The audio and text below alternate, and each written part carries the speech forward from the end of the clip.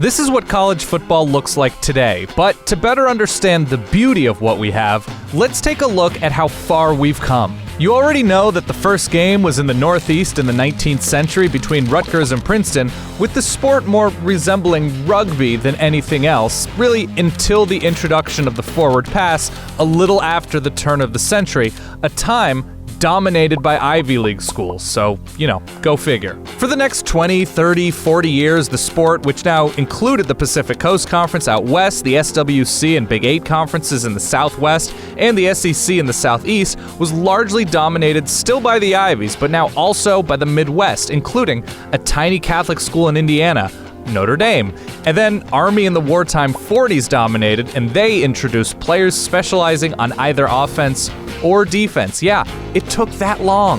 The 50s saw Oklahoma beginning its literal and figurative run, and then the 60s and early 70s, a time of major social change in the country, included the last of college football's powers, largely Texas and other southern teams, racially integrating their rosters long after championship teams in other regions did so themselves.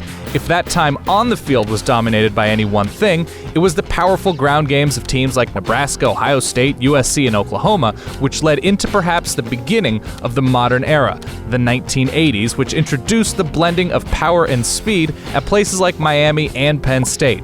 It also began the era of swag. So very, very much swag. The 90s, aside from being excellent from a personal style perspective, showed off terrifically varied on-field styles from the triple option to a wide-open passing system called, the fun and gun. And finally, where we find ourselves now, from 2000 to the present, a melding of the previous 2 decades, with the sport moving from a regional passion to a national one, mostly on the backs of creativity, style, NFL coaching experience, and an increased ability, thanks to broadcast technology, to watch nearly every single game that's played from coast to coast. So, all of this, the weight of the changes, the people, the games, the plays, still all take a back seat to the continued biggest question of all.